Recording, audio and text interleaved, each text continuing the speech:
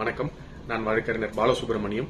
நடிகை விஜயலட்சுமி அவங்களுடைய வழக்கறிஞர். நான் கடந்த 15/9/2023 வெள்ளிக்கிழமை அன்னைக்கு நாம் தமிழர் கட்சி ஒருங்கிணைப்பாளர் சீமான் சார் அவர்கள் மேல கொடுத்திருந்த புகாரனை விஜயலட்சுமி மேடம் வித்ட்ரா பண்ணிட்டாங்க. ஏன் வித்ட்ரா பண்ணிட்டாங்க அப்படின்னா, அவங்க கொடுத்த புகார் ஒண்ணு, ஆனா அந்த புகாருக்கு மேல அவங்களுக்கு ரொம்ப மன உளைச்சலும் பிரச்சனைகளும் அதிகமா அவங்களுக்கு வந்துருச்சு. இது எப்படி வந்துருச்சு அப்படின்னா, அவங்க கூட இருக்கவங்கள நான் உங்களுக்கு ஹெல்ப் பண்றேன், வாங்க, நான் இந்த விஷயத்த உங்களுக்கு முடிச்சு கொடுக்கறேன், நீங்க பாதிக்கப்பட்டிருக்கீங்க, வாங்கன்னு சொல்லி கூட்டு வந்த வீரலட்சுமியை இவங்கள வச்சு ஃபேம் ஆகணும், அதாவது இவங்கள வச்சு அவங்க வெளி உலகத்துக்கு தெரிய வரணும்னு, அவங்க இதனால ஏதாவது சம்பாதிக்க முடியும் நினைச்சுதான் அவங்களை கூட்டு வந்திருக்காங்க. ஆனா உண்மையாவே உங்க மனசு உடைஞ்சு போயிட்டு, விஜயலட்சுமி மேடம் மனசு உடைஞ்சு போய் கொடுத்த புகார் மேல எந்த ஒரு ஆக்ஷன் எடுக்காம அப்படியே கொஞ்சம் டிலே ஆச்சு. அது மட்டும் இல்லாம அவங்க ஏற்கனவே ரொம்ப அசிங்கப்பட்டுட்டாங்க.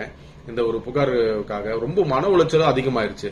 ஏன்னா ஒரு லேமேன் கூட, ஒரு சாதாரண அடித்தட்டு மக்கள் போய் கம்ப்ளைண்ட் கொடுத்தாலும் அவங்களுக்குன்னு ஒரு உள்ளுணர்வு இருக்கும். அந்த உள்ளுணர்வை பார்க்காம, அவங்க உள்ளுணர்வை மதிக்காம நிறைய பேர் இதை அவங்கள ஒரு பகடுக்காயா யூஸ் பண்ணி அவங்கள தேவையில்லாம பேசி சித்தரிச்சு நிறைய விஷயங்கள் பண்ணிட்டாங்க.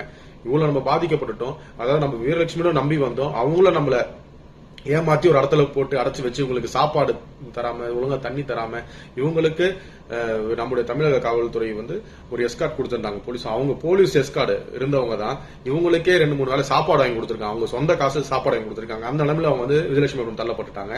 அவங்க யோசிச்சாங்க, மேற்கொண்டு நம்ம இதே மாதிரி நம்ம இருந்தோம்னா இதுக்கு மேல நம்ம இருக்க விட மாட்டாங்க, நம்மள ஏதாவது பண்ணிடுவாங்கன்றதுக்காக, சரி வேண்டாம், இந்த நம்ம இவ்வளவு பாதிக்கப்பட்ட நம்ம இதோட நம்ம முடிச்சுக்கிடுவோம், இதுக்கப்புறம் திருப்பி வேண்டாம், நம்ம கம்ப்ளைண்ட் வித்ட்ரா பண்ணிட்டு நம்ம ஊருக்கே போயிருவோம், நம்ம இருக்கிற சேஃப்டில நம்ம யாரையும் நம்ப முடியல, நம்புறவங்களே நம்மளுக்கு பாதகமா இருக்காங்கன்ற காரணத்தினாலதான் அன்னைக்கு நைட்டு புகாரை வித்ட்ரா பண்ணிட்டாங்க.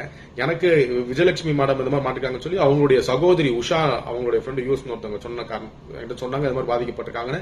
அதனால கடந்த வெள்ளிக்கிழமை மாலை ஒரு 7 மணிக்கு அவங்க திருக்கழிக்குன்றத்துக்கு வெளிப்புறத்துல இருக்க ஒரு பண்ணை வீட்டுல இருந்தாங்க. அந்த பண்ணை வீட்டுல அவங்களை சுத்தி நாங்க உள்ள போறப்பே ஒரு 50 நாய்கள் இருந்துச்சு. அந்த நாய்களாம் அடைச்சு கிடச்சு அவங்கள பாக்குறதுக்கே ஒரு 1/2 மணி நேரம் ஆயிடுச்சு. உள்ள போய் அவங்க இருந்த நிலைமையே மோசமான நிலைமை இருந்தாங்க. அவங்களை அங்கிருந்து மீட்டு கொண்டு வரும்போதே நான் ராமபுரம் உதவி ஆணையாளர் கௌதமன் அவர்களுக்கு போன் பண்ணி இந்த மாதிரி கூட்டு வரேன் சார் சொல்லிட்டேன்.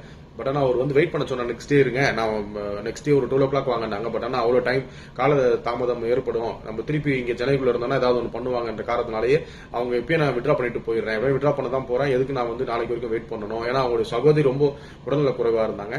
அதனால நான் இன்னைக்கு நைட்டே கம்ப்ளைண்ட் வித்ட்ரா பண்ணி கொடுத்துட்டு அவங்களுடைய நேட்டிவ்க்கு அவங்க போயாச்சு. அவங்க நேட்டிவ்க்கு அவங்க போயும் இந்த கேஸ் நான் வித்ட்ரா பண்ணிட்டேன் அப்படின்னு சொல்லி முடிச்சிட்டாங்க. முடிச்சவங்க என்ன பண்றாங்க, ஒவ்வொருத்தரும் அவங்களுடைய பேரும் புகழும் ஏறணும்ன்ற காரணத்துக்காக தொடர்ந்து அவங்கள அவதூறு பரப்பி பேசிட்டு வராங்க. என்ன அவதூறு பரப்பி பேசிட்டு வரீங்க அப்படின்னா, அவங்க காசு வாங்கிட்டாங்க, 10 கோடி வாங்கிட்டாங்க, 5 கோடி வாங்கிட்டாங்க. ஏன் ஒரு பயில்வான் ரங்கநாதன் அவங்களாம் ஒரு சிலர்லாம் இருக்காங்க, யூடியூபோட ஃபேமஸ் தான், அவங்க இவ்வளவு காசு வாங்கிட்டாங்க, அவ்வளவு காசு வாங்கிட்டாங்கன்னு. ₹1 அவங்க வாங்கல. நான் இது வரைக்கும் நான் பாதிக்கப்பட்டேன், என் மனசு ரொம்ப உடஞ்சு போச்சு, இது மேற்கொண்டு இதை நான் வளர்க்க விரும்பல. எனக்கு பிடிச்சவரு திரு சீமான் அவர்கள், அவர் மேல நான் கம்ப்ளைண்ட் கொடுத்தேன். பட் ஆனா அந்த கம்ப்ளைண்ட் எதுவும் ஆகல. என்னோட கம்ப்ளைண்ட் வித்ட்ரா பண்ணிட்டு போறேன். என்னோட சட்ட போராட்டம் வேற மாதிரி போகணும்னு பார்த்தா நான் போல, ஒருத்தரும் என்னை வச்சு யூட்டிலைஸ் தான் பண்ண பார்த்தாங்க. அதனால இதோட நான் முடிச்சுக்கிறேன், நான் கம்ப்ளைண்ட் வித்ட்ரா பண்ணு தெளிவா சொல்லிட்டு போயிட்டாங்க. ஆனா அவங்க சொல்லிட்டு போய் இந்த கடந்த 2 நாட்களா அவங்கள பத்தி தான் தொடர்ந்து எல்லா மீடியாலும் அவங்கள பத்தியே பேசுறது. அவங்க இவ்வளவு காசு வாங்கிட்டாங்க, அவ்வளவு பண்ணிட்டாங்க, செட்டில்மெண்ட் பேசிட்டாங்க, செஞ்சுட்டாங்க. அவங்க பாதிக்கப்பட்டு அந்த புகார் கொடுக்கறாங்க.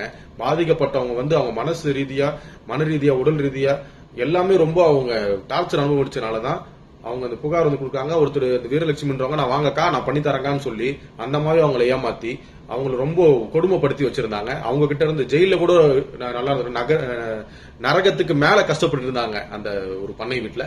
அங்கிருந்து தான் கூட்டிட்டு மீட்டு வந்திருக்கோம். எதனால நான் இன்டர்வியூ நான் சொல்ல வரேன்னா, இது வரைக்கும் நீங்க அவங்கள பத்தி தப்பா சித்தரிச்சு பேசின விஷயங்கள் அனைத்தும் போதும், இதோட நிப்பாட்டிக்கிறீங்க. இது மேற்கொண்டு நீங்க இதை வளர்த்து அவங்கள காசு வாங்கிட்டு தான் போயிட்டாங்க, அவங்க செஞ்சுட்டாங்க, அவங்க ஒரு சீமான் சார் கிட்ட பேசிட்டாங்க, அவர் ஒரு செட்டில்மெண்ட் கொடுத்துட்டாங்க, செஞ்சுட்டாங்கன்னு எதுவுமே சொல்லாதீங்க. ஏன்னா அவங்க ₹1 வாங்கல. இது மேற்கொண்டு இந்த என்னுடைய இன்டர்வியூக்கு அப்புறமா நீங்க யாராவது பேசுறத பார்த்தா கண்டிப்பா நான் அவங்க மேல டெஃபமேஷன் கேஸ் தொடுப்பேன். பிஎஃப் ஆஃப் விஜயலட்சுமி அவங்க எனக்கு ஃபுல் ரைட் கொடுத்துட்டாங்க, வக்காலத்து கொடுத்துட்டாங்க, அதே மாதிரி ஸ்டேஷன் மேட்டர்ஸ் எல்லாத்தையும் அப்பீர் ஆகும்னு சொல்லிட்டாங்க. இதுக்கப்புறமா இந்த விஷயத்த யாரும் கம்மா போட்டு திருப்பி வளர்க்காதீங்க.